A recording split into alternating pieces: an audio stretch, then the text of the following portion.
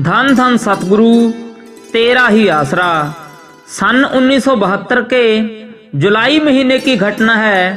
उस दिन सुबह से ही मौसम इतना सख्त गर्म था कि सवेरे 7 बजे से ही बाहर धूप की तरफ देखा नहीं जाता था।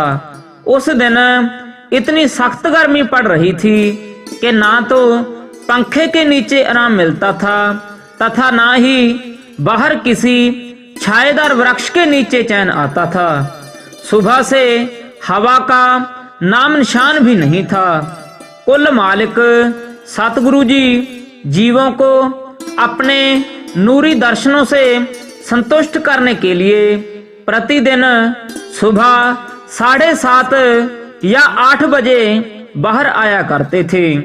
करीब घंटा भर साधु संगत में बैठकर उन्हें शब्दों व अपने पवित्र वचनों से खुशियां प्रदान करते थे।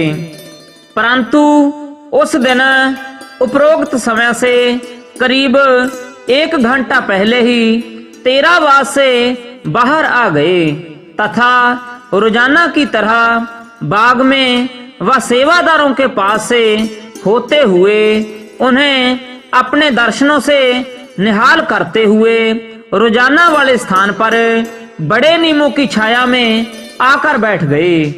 संगत अभी इकट्ठी भी नहीं हुई थी क्योंकि संगत अपने रोजाना के निश्चित समय के अनुसार ही वहां पहुंचती थी। परमपिता जी के पास उस समय 2-4 सत ब्रह्मचारी सेवादार तथा संगत के 10-20 प्रेमी ही मौजूद थे। प्रतिदिन की तरह 1-1.5 घंटा बैठने की बजाय उस दिन शहंशाह जी 15-20 मिनटों में ही वहां से उठकर वापिस तेरावास में चले गए। कुल मालिक के राज को समझना आम जीव के लिए अति असंभव है। निश्चित समय पर जब संगत दरबार में आई तो उन्हें पता चला कि परमपिता जी तो दर्शन देकर वापस चले गए हैं। तो वे पछताने लगी कि यदि उन्हें परमपिता जी के आने का पता चल जाता तो वे पहले ही आ जाते। अपने मालिक के दर्शनों के बगैर उनका वापस जाने को दिल नहीं करता था।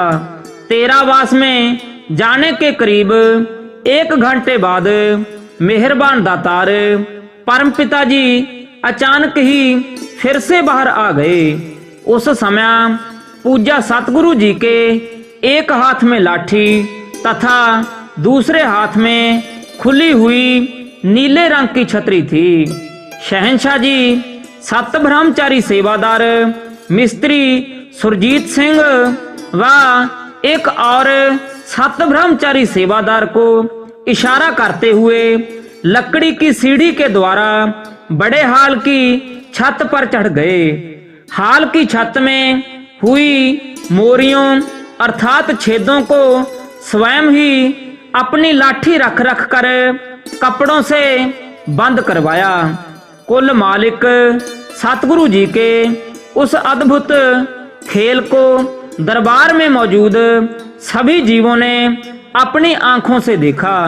हमें यह समझने में कोई देर नहीं लगी कि आज अवश्य ही बारिश आएगी, क्योंकि इतनी गर्मी में पूज्य शहंशाह जी का हाल की छत पर चढ़ने का तो यही उद्देश्य हो सकता है। यहाँ पर यह स्पष्ट किया जाता है कि शाह मस्ताना बलोचिस्तानी दरबार के पुराने हाल की छत सीमेंट की चद्दरों से बनी हुई है।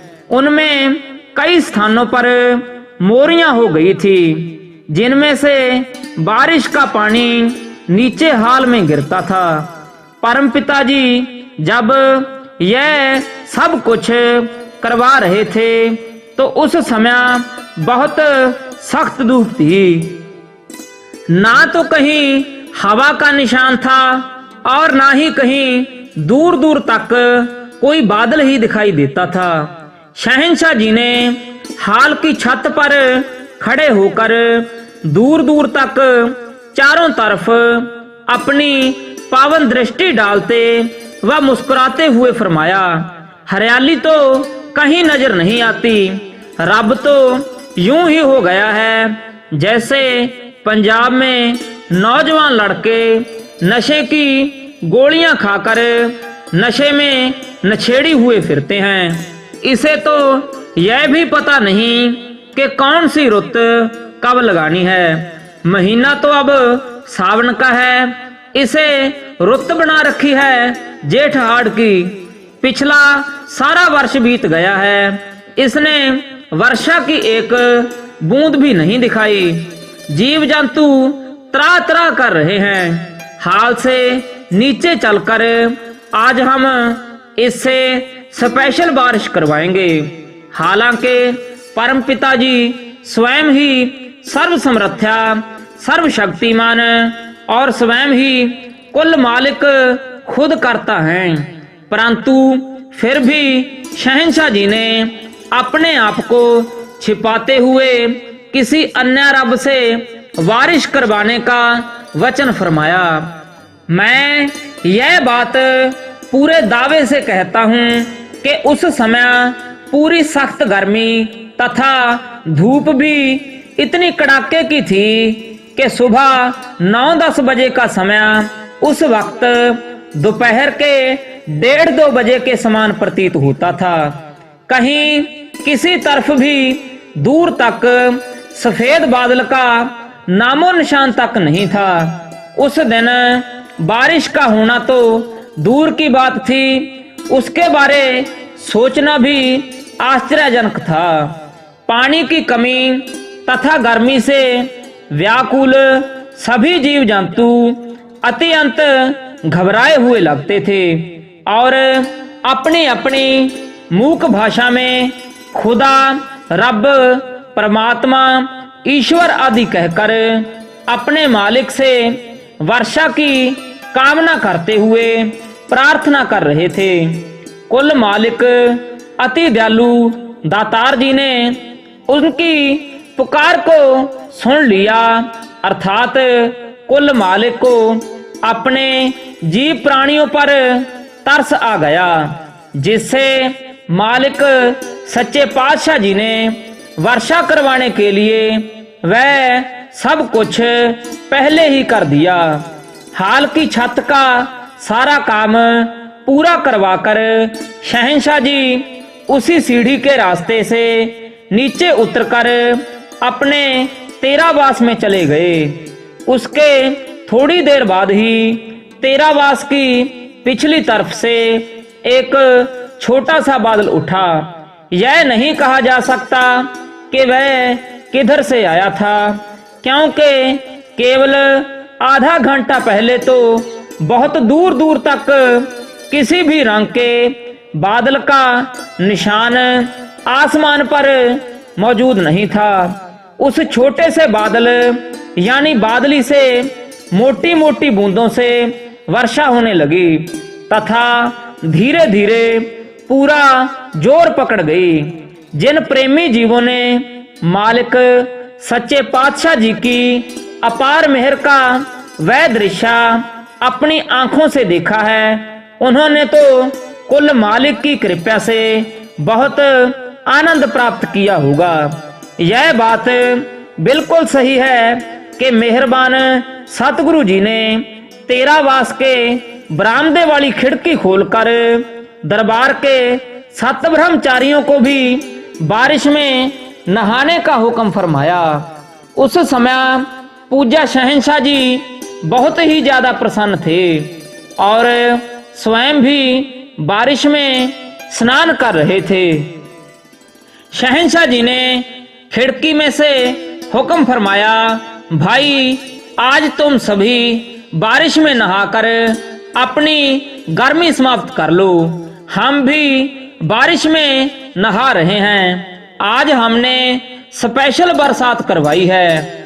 उस वक्त क्या मनोरम दृश्य था, वह सत्संगी प्रेमी स्वयं ही अंदाजा लगा सकते हैं।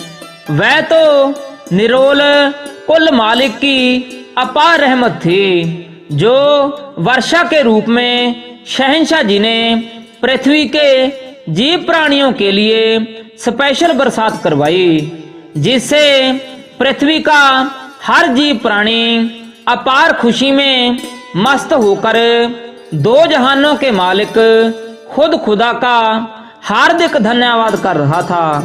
वर्ष भर के सूखे से व्याकुल हुए सभी जीव प्राणियों ने सुख व शांति की सांस ली और कुल मालिक का लाख लाख शुक्राना किया।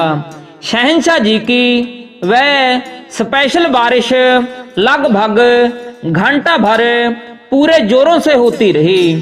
चारों तरफ दूर दूर तक पानी ही पानी दिखाई देने लगा। तब चारों तरफ ठंडक तथा पृथ्वी की मीठी मीठी महक से मन आत्मा मस्ती से झूम उठे। यह तो कुल मालिक परम पिता जी का धरती के तमाम जीव प्राणियों पर परोपकार था। रहमत की एक छोटी सी मिसाल है। सतगुरु शहंशाह जी तो दोनों जहानों में अपने जीव की सच्ची मदद करते हैं, चाहे वह इस संसार में रहता है और चाहे अपनी देह छोड़कर ऊपर रूहानी मंडलों पर चला जाता है। सतगुरु का हाथ हमेशा जीव के सिर पर रहता है। धन धन सतगुरु तेरा ही आसरा।